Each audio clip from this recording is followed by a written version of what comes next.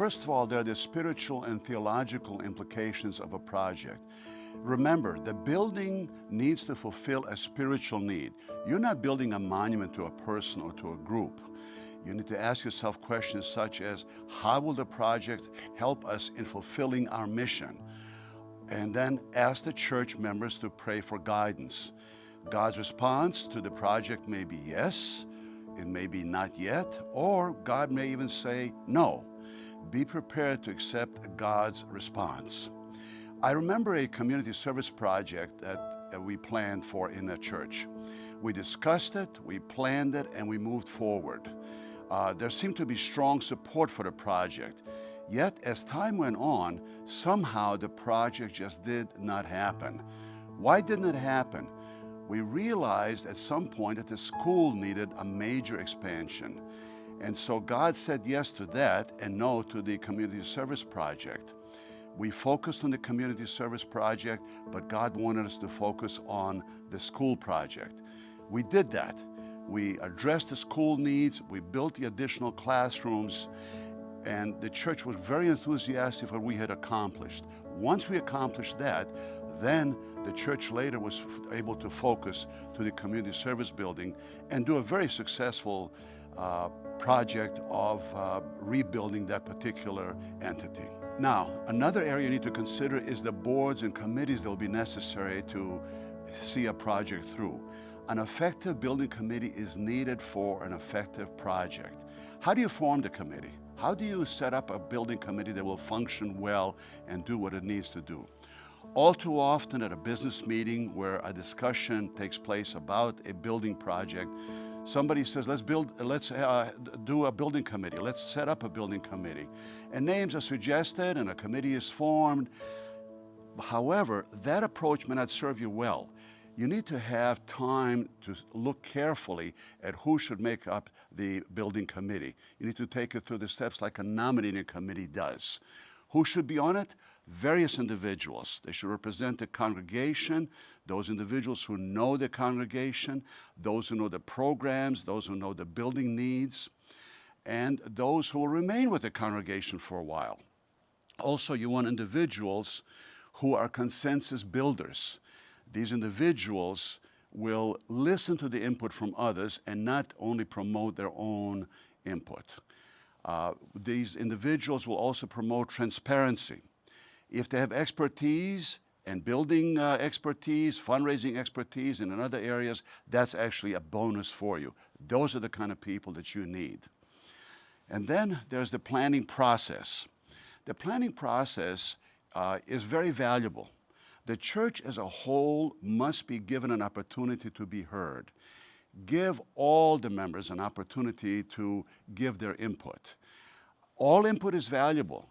Sometimes at a general meeting, someone will give a suggestion and another person will say, well, that's too expensive or that won't work. Try to stay away from that. Instead, give everyone a chance to give their idea so that at least it will be heard. And as time goes on, the ideas that are too expensive or that are not practical will somehow disappear by themselves. I would suggest you use what I call the funnel approach. All are heard, but good ideas survive, and they will be followed through. Then you need to consider financial issues. How will the project be financed?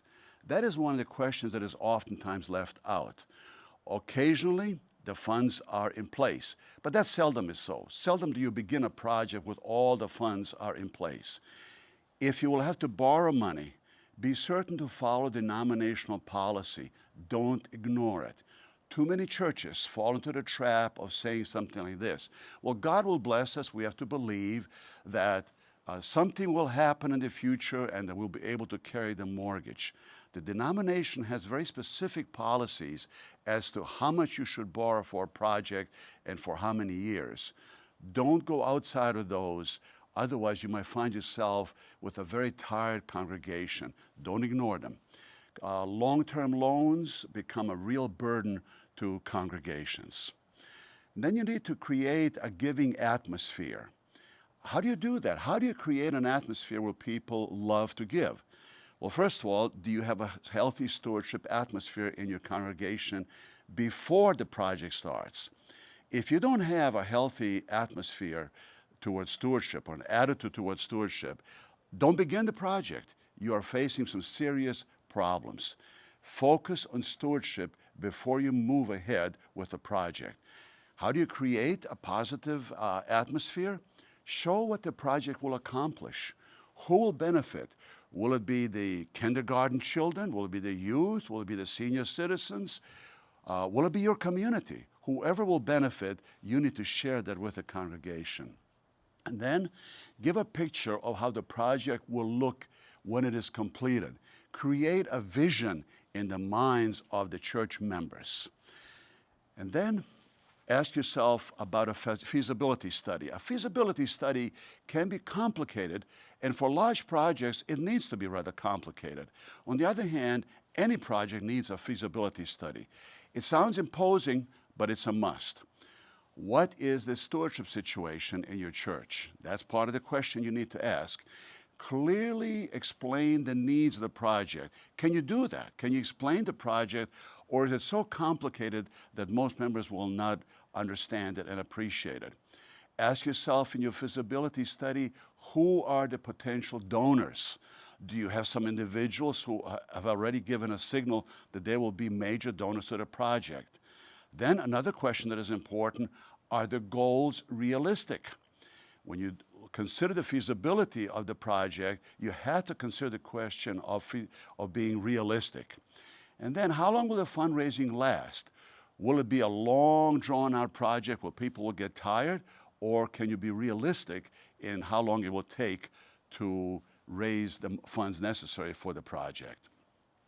One of the other things you need to plan in advance is record keeping. You have to plan to have good records. So when people ask you how much money has come in, how much money has been committed, who has committed it, that you know the answers to those questions.